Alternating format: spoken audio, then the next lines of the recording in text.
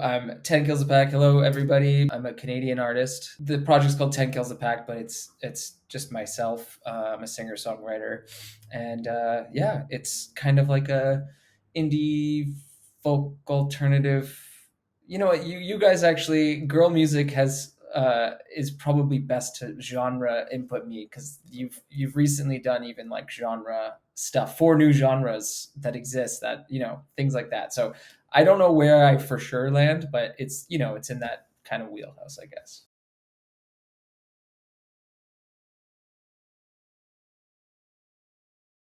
So the first half of this album coming out, for example, is pretty well focused on like the artist journey, and the first half is pretty like interpersonal, introspective, and it's very like all the internal thoughts and all the things that kind of come with the line of work of working in the arts and entertainment or whatever you want to call it, and basically in being an artist. And then the second half more so treads on all the external factors. So yeah, like I think I I don't know if I ever have like a middle place, because maybe that feels a bit safe, like it's maybe too broad, right? So I'm either kind of looking out, and there's like a song that I have called, for anybody who hasn't heard, it's called "God Love Prescription Politics," and that's a very like outward look on the state that we're in and how that affects us all, and all the different types of people that come out of the woodwork for that when shit hits the fan,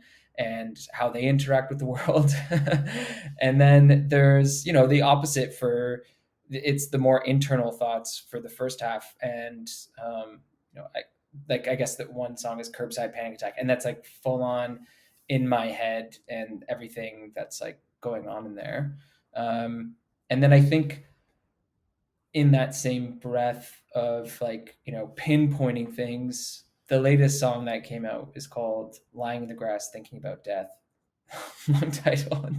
And don't worry to new listeners, and new viewers, it's not super dark, but the title, it just is what it is, so you're gonna have to deal with it. But it's yeah, that's a super like honed in micro moment, and that was like a really cool way of writing for me. That was different. That was like, I want to zoom in.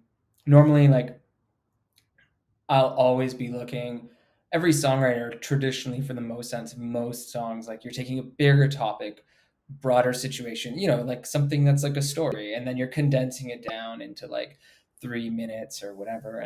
And this was like, I want to like, like, what, like, I think it was a little bit after I read this article that we have like 80,000 thoughts a day or something. It's like ranges between 50,000 to 80,000 thoughts of like, blips of anything. That could be like, and I'm walking, I'm talking, I'm thirsty, I'm gonna go get water soon, and all that stuff. So it's like, and so for that song, I was like, okay, like that's crazy. So that song, "Lying in the Grass," it was just like, it felt like one instant thought about, like, I was just thinking like that song is just a list of all the things that were happening in like 1 second, and I just tried to write it down and then made sense of it after. And so that was like a super, like what you're talking about, like honed in, looking at small slice of life, but it really, like that small micro second of looking inwards, looking at something so specific, which was all, it was like very death focused, but it was very hopeful. It was everything that like flourished from that was all like,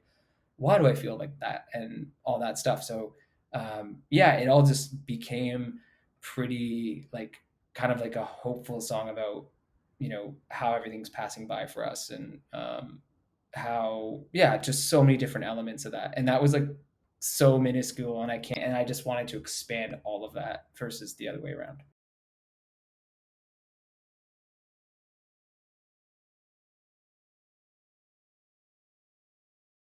I think honestly, there's a part of me that wants to be like, oh no, but like I do.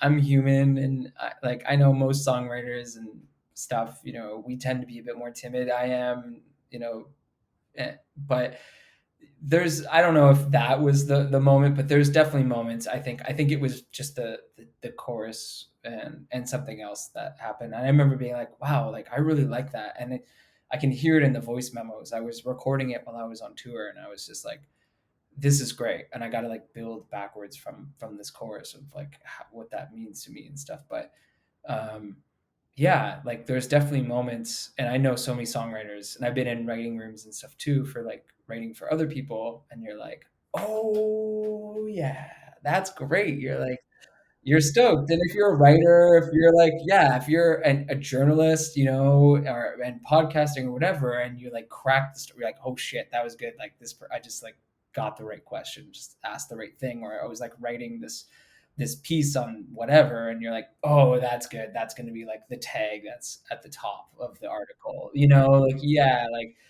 I think everyone has. That's the whole point. It feels good. You're like you feel like you're cracking the code. So I definitely feel that. To answer, long story of answering that question.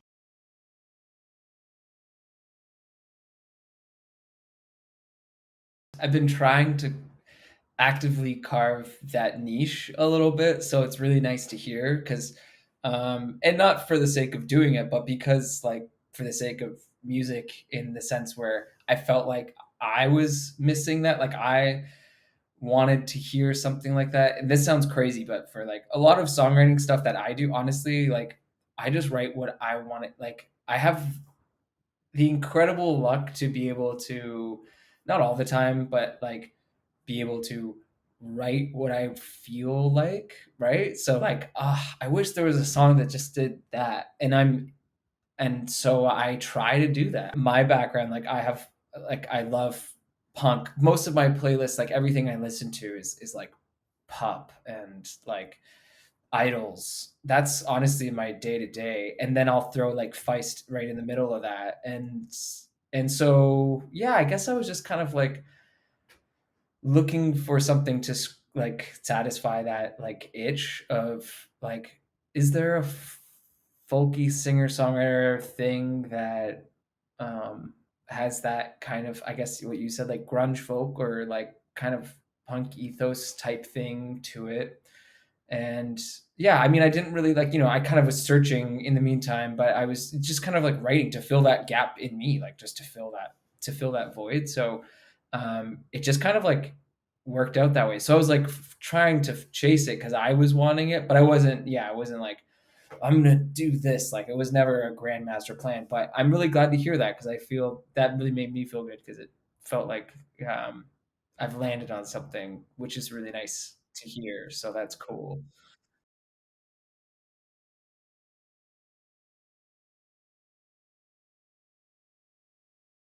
There's songs that just take me a long time and some that don't. And I think, you know, I'm in, and the whole point of that is, you know, if it's not working, eventually I'm in a different headspace.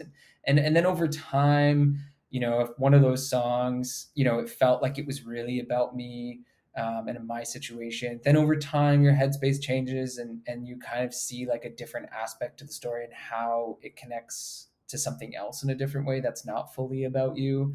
um, so yeah, I think then there's a sense where I build off of that, and if it feels good, if it still feels natural and true to me, then yeah, I'll build that out, and then maybe it's like 80% about me and 20%. But normally it like comes from the heart, and then there's some songs where, like I was saying earlier, there's like they're pretty like looking outwards and writing in a different perspective. I think the God Love one, you know, the voice of the song in the verses is not really my opinion or anything, but it's someone else's. So that's like taking on that shape.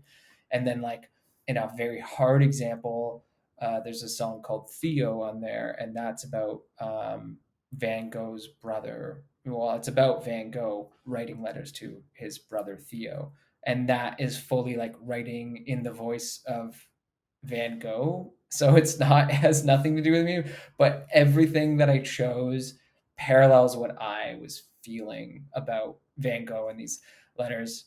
And to give reference to anybody who hasn't heard it or knows about it, which is very likely, but so go check it out later. And there's like other things to know about it. But for reference, like I have this like thick book somewhere of Van Gogh's letters, like it's like 200 plus letters that he wrote to his brother Theo, and I read all of them And then I reread and then I bookmarked things and then I just kind of got obsessed because it felt like all the problems he was having about being an artist were the exact same that people are feeling these days, myself included, and so many others, regardless of streaming platforms and everything. Just like down to a T of it felt honestly when I was reading it. This is gonna sound so cheesy, but I felt like, do you know the movie Julie and Julia, where there's like two cooks? Yeah, and so Julia Child is the cook in the past, and then there's like Julia in the present, and she's like learning the recipes, and then it shows how she made the. It's like a whole thing. It felt like that. Like there's two lives running parallel, and yeah, it felt so strange. I felt very connected, and so I wrote in the voice of those letters, and then I made my own point form, like sheets and sheets of like his biography of like what parts of his life should I share and what parts should I not, and and what parts are great but don't feel like as true to the arc that I'm kind of telling right now. Overall, it took honestly, and it's not being dramatic. It's not like I was working on it every day, but it took like 7 years to do. It was like, but from getting the book and deciding and starting writing and formatting stuff, it just was like so hard and tedious because I also wanted it to be like as beautiful as his paintings and as feel like it felt like the paintings too in terms of like tone and vibe, and that it represented that it wasn't just a song and a story. So yeah, it was just like so many things. I'm never gonna do it again. That was it was like way too it was way too hard. I'm never gonna do a biographical song ever again, but it was really cool. It was a really cool experience for that song. Yeah.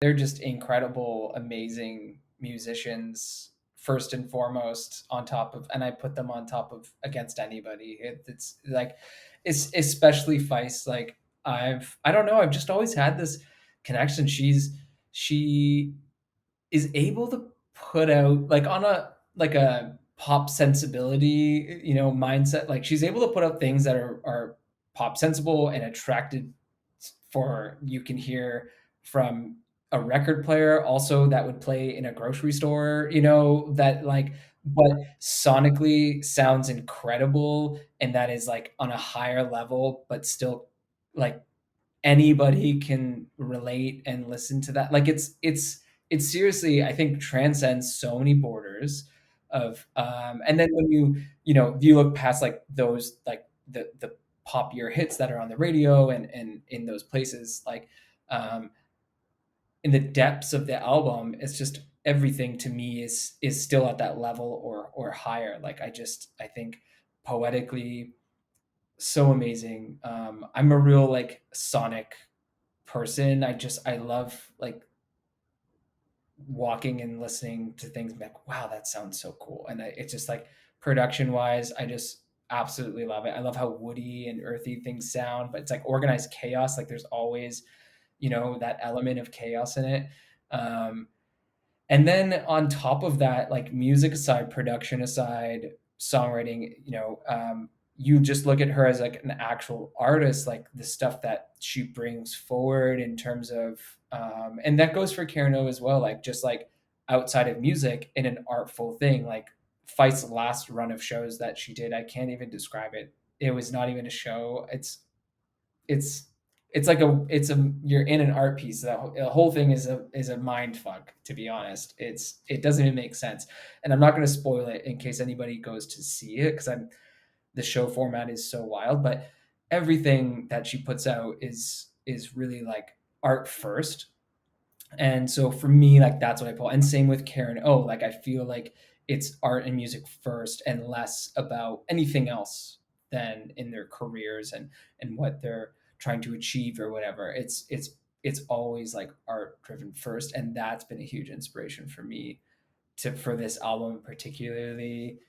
It's and the last one, like I kind of had a few mottos with when I was going into production for this album, and that was like art first, and that literally comes from someone like Feist.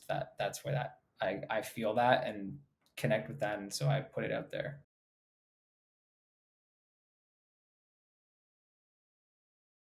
Yeah, and it was recorded as an album. Like, yeah, it's an album, but it's also because it felt like this narrative of the artist's journey. Like, it was like, okay, well, either way, if I release this album as like, one big lump, I feel like it'll probably have the two acts thing. But then I was like, okay, well, also that helps with streaming. Like, you know, we need to, as artists, we have to be putting out content so often. So I was like, okay, well, why don't we release parts of Act One, and then we have the rest of the album to look forward to. And for people who are following me, maybe they're like, okay, that's a lot of singles and things like that. But it's also, there's so many people that haven't heard. So by the time this album is out, hopefully a lot of the ears it'll be completely fresh and they'll hear it not as the singles that they heard that add up to stuff, but like as the one full cohesive piece. David Bowie. And then I would wish that maybe there'll be a concert and not a festival, so I can like like get an actual decent spot maybe and and enjoy the whole thing. There's probably an era of Bob Dylan I would choose to see if that was a possibility. Bye guys, thank you so much.